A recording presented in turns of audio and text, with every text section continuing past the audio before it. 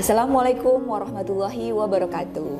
Hai Sobat BDK Bisa, apa kabar? Semoga Sobat BDK Bisa dimanapun berada dalam keadaan sehat walafiat. Senang sekali kita bincang santai di sini di Bisa BDK, bincang santai bersama dengan kawan. Nah, tema yang akan kita angkat pada pertemuan kita kali ini adalah terkait dengan Islam dan kebebasan. Di sini Sobat BDK Bisa sudah bersama dengan tamu kami ya, narasumber yaitu Bang Ardi. Apa kabar Bang Ardi? Alhamdulillah baik Mbak Nini. Senang sekali BDK bisa ditemani oleh Bang Ardi di sini ya. Jadi terima kasih Bang Ardi sudah meluangkan waktu bersama BDK Bisa dalam podcast kita kali ini Bang Ardi. Ya, terima kasih sudah mengundang saya untuk mampir ke BDK Channel ya. BDK Channel. Iya, ini suatu kehormatan ya buat saya. Oke. Baik, Sobat BDK Bisa, perlu saya perkenalkan ya, narasumber atau Bang Ardi ini adalah Widya Iswara Muda dari Balai Diklat Keagamaan Denpasar, di mana beliau berasal dari Nusa Tenggara Timur. Tepatnya di mana Bang Ardi? Dari Riau, Manggarai, Kabupaten Manggarai. Ya. Jujur saya belum pernah ke Riau. Ya, kalau bisa sekali-sekali ke sana untuk PDWK ya. Karena di Riau itu banyak MTS. Oh, di Riau banyak MTS. Jadi banyak madrasah ya. Banyak madrasah. Kalau Ngada itu masuk Manggarai bukan ya? Kalau Ngada itu cukup jauh dari Manggarai ya. Jauh dari Sebelum sampai ke Ngada kita harus ke Manggarai Timur dulu.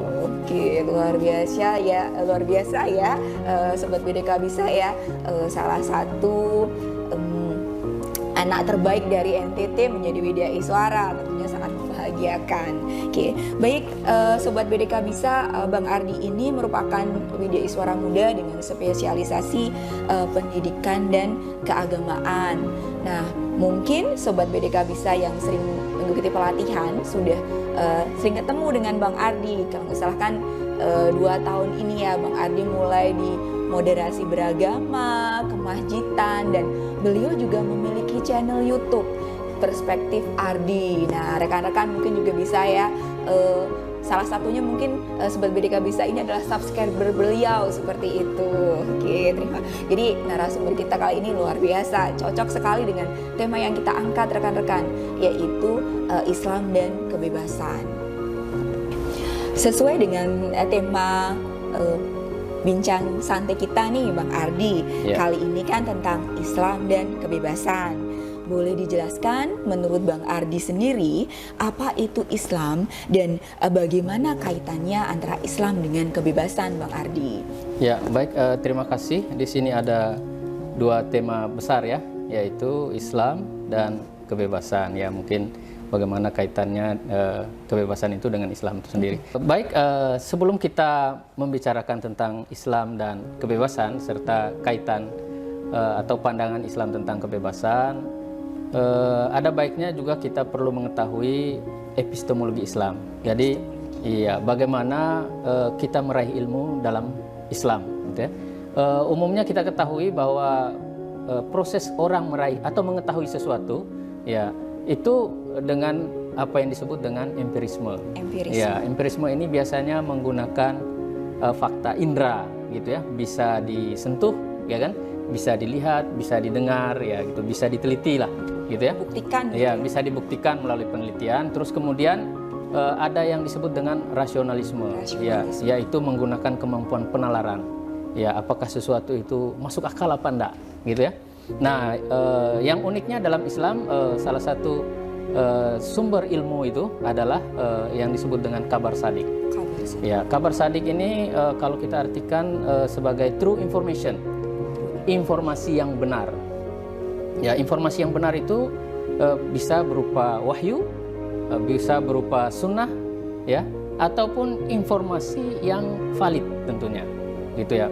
Nah, sebagai contoh, ya, ini kita ingin membuktikan bagaimana penerapan hal tersebut ya.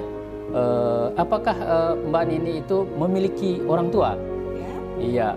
Apakah kedua orang tua tersebut menurut Mbak Nini adalah betul-betul orang tua kandung? Betul, Pak. Bagaimana Mbak Nini itu membuktikannya bahwa itu orang tua kandung? Gimana ya? Ya dari kecil sih gitu. Ya, artinya apakah Mbak Nini pernah melakukan tes DNA? Ya, sebagai wujud daripada empirisme tadi ya? Belum ya? Tapi kenapa Mbak Nini meyakini bahwa kedua orang tua tersebut orang tua kandung? Sementara belum pernah tes DNA. Nah, ini membuktikan bahwa tidak semua hal itu, pengetahuan itu didapatkan. Dari empiris. Iya, didapatkan dari empirisme. Jadi, saya menduga ya bahwa Mbak Nini meyakini itu sebagai kedua orang tua kandung karena mendapat true information. Ya, informasi semua lingkungan di sekitar Mbak Nini itu sepakat dan tidak berselisih bahwa kedua orang tersebut orang tua kandung dari Mbak Nini. Nah, itulah yang disebut dengan informasi yang benar. Oke ya, kita lanjut lagi tadi. Salah seorang guru besar dari Universitas McGill ya, di Kanada sana, yaitu Wilfred Cantwell Smith ya. Dia mengatakan bahwa Islam itu adalah sui generis. Artinya dalam jenis wataknya Islam itu unik. Sehingga dalam banyak hal Islam itu berbeda dengan agama yang lain. Nah, yang termasuk di dalamnya yang beliau soroti ada dua hal, yaitu terkait dengan nama Islam itu sendiri, penamaan dari agama itu, dan kemudian penamaan terhadap pemeluknya. Ya, kita ketahui bahwa dalam studi-studi orientalis mereka menyebut dengan istilah Muhammadanism, artinya isme yang dibawa oleh Muhammad, ya. Terus kemudian pengikut Nabi Muhammad itu mereka juluki dengan Muhammadan, gitu ya. Ada juga yang mengatakan Arabism, jadi isme yang datang dari Arab. Ya. Namun dalam Islam semua hal tersebut ditolak karena penamaan Islam itu hanya merujuk kepada wahyu tadi, kabar sadik. Ya, wahyu atau kabar sadik yang diinformasikan dalam Al-Quran. Allah berfirman dalam surat Al-Maidah itu, A'udzubillahi minasyaitonirrajim, wa raditu lakumul Islam madina, dan telah kuridoi Islam itu sebagai agama bagimu. Nah, di sana Allah mendeklarasikan secara langsung di dalam Al-Quran tentang nama daripada agama ini. Nah, kemudian terkait dengan pemeluknya itu informasi tentang nama pemeluk tadi juga didapatkan dari Al-Quran. Ya, kita ingat bagaimana ketika Nabi Ibrahim diceritakan di dalam Al-Quran itu ya. Nabi Ibrahim juga Nabi Yakub itu berwasiat kepada anaknya. Ya, dia mengatakan janganlah kamu mati wala tamutunna illa wa antum muslimun, kecuali kamu dalam keadaan muslim. Muslim itu kan nama untuk orang pemeluk Islam ya. Nah, di situ juga diartikan sebagai agama Islam, juga berserah diri. Ya, gitu kira-kira Mbak Nini.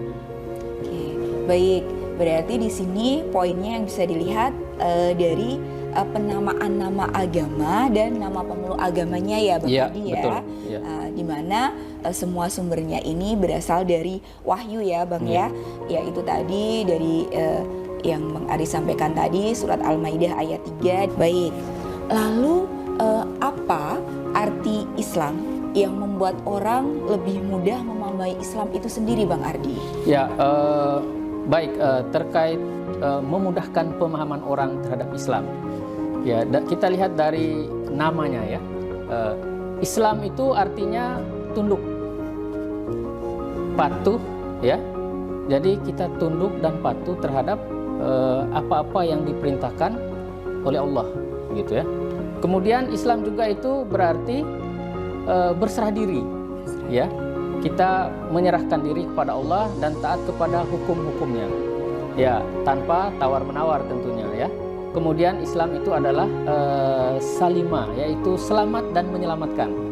Artinya orang yang memeluk Islam itu hidupnya akan selamat karena menyelamatkan dirinya dan juga menyelamatkan orang lain dari kejahatannya, gitu ya. Karena kalau dia tidak menyelamatkan dirinya dan orang lain juga bisa dicelakakan, gitu ya, kira-kira gitu. Ya, jadi secara etimologis istilah Islam memang merujuk pada aktivitas penyerahan diri kepada Tuhan. Namun juga secara terminologis Islam adalah nama dari sebuah agama. Jadi hikmah penamaan terdapat pada bentuk dan cara penyerahan yang diatur oleh agama yang hanya bersumber dari wahyu. Begitu kira-kira Mbak Nini. Baik Pak Ardi, terima kasih. Jadi tadi terkait dengan ini ya, adanya tunduk, berserah diri, seperti itu. Ada yang mengatakan bahwa Islam itu kaku, Pak Ardi. Islam itu kaku dan mengekang terkait dengan kebebasan wanita. Contohnya, di mana para wanita harus menutup aurat mereka sedemikian rupa sehingga kesan yang timbul mereka tidak merdeka terhadap tubuh mereka itu sendiri, seperti itu kan ini tubuhku. Misal ada ungkapan seperti itu. Nah, menurut Bang Ardi sendiri kaitannya Islam dan kebebasan itu seperti apa, Bang Ardi? Ya baik, ini pertanyaan yang super sebenarnya. Ya, dan memang ini banyak disuarakan berbagai kalangan ya, bahwa Islam itu mengekang kebebasan perempuan gitu ya. Mungkin pandangan sebagian orang antara laki-laki dan perempuan dalam Islam itu tidak setara gitu ya. Ya, jadi perlu diketahui sebelum kita sampai kepada jawaban itu, berbicara tentang kebebasan di dalam Islam, ini mengundang kita tadi untuk menyelami apa makna dari Islam ya. Makna dari Islam itu sendiri tadi seperti yang sudah kita jelaskan, Islam itu tunduk, patuh ya, menyelamatkan gitu ya. Nah, semakin kita mendalami makna dari Islam ini, maka semakin luas kebebasan yang kita dapatkan. Ya, Quraish Shihab itu dalam bukunya menyatakan bahwa dengan kalimat syahadat manusia harus patuh pada Allah dalam kebebasan yang sangat sesuai sebenarnya ya. Itu sebabnya penghayatan terhadap makna syahadat akan mengantarkan manusia kepada kebebasan yang luas. Ya, seseorang yang menyekutukan Allah umpamanya, itu dia menjumpai dirinya tidak bebas karena dia mengikatkan dirinya pada sekutu-sekutu Allah tersebut. Ya, sehingga bisa jadi dia akan menerima perintah yang berbeda, ya kan? Karena dia menyekutukan Allah, jadi dia menerima perintah yang berbeda sehingga dia harus memilih dia mau mengikuti yang mana, permintaan yang mana gitu ya. Ini dicontohkan Allah di dalam Al-Quran ya.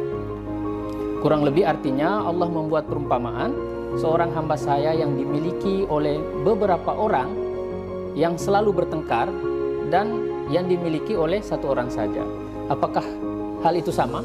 Ya, contohnya kita sebagai ASN, ya kita kan memiliki atasan langsung. Kalau atasan langsung kita itu banyak umpamanya gitu ya, lebih dari satu, nanti atasan kita itu menyuruh A, atasan yang satu menyuruh kita B, atasan yang satu menyuruh kita C. Akhirnya kita bingung. Nah, makanya kita kadang itu memiliki satu atasan langsung, ya gitu ya. Itu supaya perintahnya itu mudah kita laksanakan dan kita bebas gitu ya. Kita karena satu saja yang kita ikuti, tidak mengikuti yang lain. Itu kurang lebih yang bisa saya sampaikan, Mbak Nini. Terus terkait dengan tadi masalah menutup aurat ya. Nah, jelas di dalam Al-Quran itu kita diinformasikan bahwa contoh di surat Al-Ahzab ayat 59 itu kita diminta untuk menjulurkan pakaian ke seluruh tubuh, begitu ya. Ya, hai Nabi, katakanlah kepada istri-istrimu, istri-istri orang beriman ya, hendaknya mereka menjulurkan jilbab ke seluruh tubuhnya. Gitu. Kemudian ada juga di surat An-Nur itu agar para wanita itu tidak menampakkan perhiasan kecuali yang biasa tampak padanya dan kepada orang-orang yang disebutkan dalam Al-Quran, gitu ya. Ya, contoh kepada ayahnya, saudara laki-lakinya, tidak semua orang ya. Kemudian dalam hadis juga dijelaskan bahwa suatu ketika itu Asma itu datang ke rumah Rasulullah, kemudian Rasulullah menegur, ya apabila seorang wanita itu telah dewasa, dalam hal ini haid, gitu ya, hendaknya yang dia itu menutup seluruh tubuhnya kecuali ini dan ini. Jadi dia menuju kepada wajah dan telapak tangan, sehingga wanita dalam Islam itu dia harus menutup seluruh tubuhnya kecuali wajah dan telapak tangan. Itu terkait dengan masalah menutup aurat tadi. Begitu Mbak Nini. Oke, baik. Asma ini putranya Abu Bakar, Abu Bakar ya? ya. Baik Bang Ardi. Lalu bagaimana terkait dengan kebebasan beragama? Ya, baik. Ini juga kalau kita merujuk kepada Al-Quran sudah diinformasikan ya. Di antaranya itu di surat Al-Bayyinah. A'udzubillahi minasyaitonirrajim. Wa ma umiru illa liya'budullaha mukhlishina lahuddin. Gitu ya. Mereka tidak disuruh kecuali supaya menyembah Allah dengan memurnikan ketaatan kepadanya dengan menjalankan agama yang lurus. Jadi kita itu tidak dipaksa ya. Kita tidak disuruh kecuali menyembah Allah dengan memurnikan ketaatan. Nah, kemudian di surat Al-Baqarah itu la ikraha fiddin. Iya, tidak ada paksaan di dalam agama. Jadi tugas para nabi, para pendakwah agama itu hanya menyampaikan, tidak boleh memaksakan. Ya, jadi kita sebagai umat Islam tidak boleh memaksakan, apalagi kita memaksakan seseorang itu dengan iming-iming, apalagi dengan memanfaatkan kemiskinan ataupun ketidaktahuan orang lain, ya gitu ya. Jadi kita mendakwakan sebagaimana yang dicontohkan oleh Rasulullah tentunya. Lalu apa makna kebebasan itu sendiri? Tadi kan sudah kita bicara terkait dengan bagaimana kebebasan dalam beragama. Nah, makna kebebasan itu sendiri apa Bang Ardi? Ya, ini terus terang saja kebebasan ini kata yang mudah diucapkan ya. Iya, tapi untuk menjelaskan maknanya itu memang sangat sukar gitu ya. Apakah kebebasan itu seperti udara yang berhembus ini ya, atau seperti burung yang terbang di luar sana gitu ya, atau seperti matahari yang bersinar umpamanya gitu ya. Ya, kita sering mendengar kata-kata seperti freedom. Freedom. Iya, freedom. Terus kemudian ada liberty gitu ya. Jadi kebebasan itu menurut ahli itu ada yang disebut dengan kebebasan negatif ya. Jadi kebebasan negatif itu istilahnya kebebasan untuk lepas atau bebas atau menampik segala aturan ya, batasan agama, batasan hukum, norma dan sebagainya gitu ya. Kemudian ada yang disebut dengan kebebasan positif, yaitu bebas berkehendak ya. Jadi kita mau melakukan apa, mau ke kiri, ke kanan, mau lurus atau belok-belok umpamanya gitu ya. Jadi kebebasan itu ada yang kita bebas dari, ada yang kita bebas untuk gitu ya. Ada yang bebas dari, bebas untuk. Iya, beda ya itu betul, ya. iya. Bebas dari, Bebas untuk, bebas dari, mungkin ada orang mau bebas dari pengaruh agama atau pengaruh hukum gitu ya, atau pengaruh seseorang, saya mau bebas gitu ya. Nah, sedangkan bebas untuk itu adalah pilihan kita untuk melakukan apa gitu kira-kira. Nah, bagi seorang muslim kurang lebih menurut Syamsuddin Arif itu ada 3 makna ya kebebasan. Iya. Pertama, kebebasan itu identik dengan fitrah ya. Fitrah manusia sebelum ia dicemari, dikotori ya. Dalam hadis kita mendapat informasi bahwa kullu mauludin yuladun alal fitrah, bahwa setiap bayi yang lahir itu dalam keadaan fitrah ya. Kemudian dia berinteraksi dengan orang tuanya, berinteraksi dengan lingkungannya, sehingga dia tidak bebas gitu ya. Tadi dia bebas ketika lahir, dia bebas dari noda, bebas dari kufur ya, bebas dari syirik ya. Tapi ketika setelah dia terlahir, dia berinteraksi mungkin dengan orang tuanya, dengan lingkungannya, sehingga kebebasan fitrah dia tadi ya, yang dia bebas dari belenggu setan ya, bebas dari hawa nafsu, kemudian tercemari Nah, sehingga dalam Islam kebebasan itu identik dengan fitrah, karena pada dasarnya manusia itu ketika sebelum dilahirkan dia sudah berjanji ya, bahwa dia sudah mendeklarasikan bahwa Allah itu adalah Tuhannya. Itu diabadikan dalam Al-Quran ya. Alastu birabbikum qalu bala syahidna. Untuk makna kedua, kebebasan adalah daya atau kemampuan, kehendak, keinginan ya yang Allah berikan kepada kita untuk kita menjalani kehidupan masing-masing. Apakah kita akan menempuh jalan yang lurus atau siratal mustaqim, atau kita menempuh jalan yang berlekuk umpamanya gitu ya. Jadi kita mau menempuh jalan yang mendaki, terjal, atau jalan yang licin gitu kira-kira ya. Apakah kita ingin menempuh jalan para nabi atau orang-orang soleh, atau kita ingin menempuh jalan setan ya, iblis, atau orang-orang yang tersesat gitu ya. Nah, siapapun dipersilahkan untuk memilih. Dia mau memilih beriman ataupun tidak beriman, dipersilahkan gitu ya. Namun tentunya semuanya sesuai dengan konsekuensinya masing-masing ya gitu kira-kira ya. Selanjutnya yang ketiga itu kebebasan itu dalam Islam itu berarti memilih yang terbaik atau yang disebut dengan ikhtiar gitu ya. Sebagaimana dijelaskan oleh Profesor Naqib Alatas ya, sesuai akar katanya ikhtiar menghendaki pilihan yang tepat dan baik akibatnya gitu ya.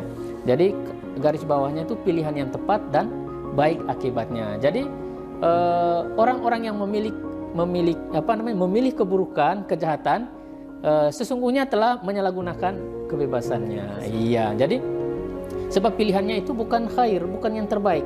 Jadi ikhtiar dari kata khair itu, jadi kita memilih yang baik gitu ya. Nah, di sini kita mengerti di mana mengapa di dalam dunia beradab itu kita tidak diperbolehkan membunuh orang ya, karena itu bukan pilihan yang baik, membikin onar ya gitu kira-kira. Ya, mungkin sebagian kalangan itu kebebasan itu terkadang dibatasi oleh rasa seni saja gitu ya, atau paling umum sesuai kondisi sosial gitu ya. Nah, selama itu dianggap seni, menampilkan keindahan, maka hal itu dianggap boleh-boleh saja. Tadi seperti yang Mbak Nini sampaikan ya, bahkan ada yang berani menantang, oh ini kan tubuh saya gitu ya, tidak ada yang bisa mengatur tubuh saya kecuali saya sendiri kan gitu ya. Itu namanya kebebasan.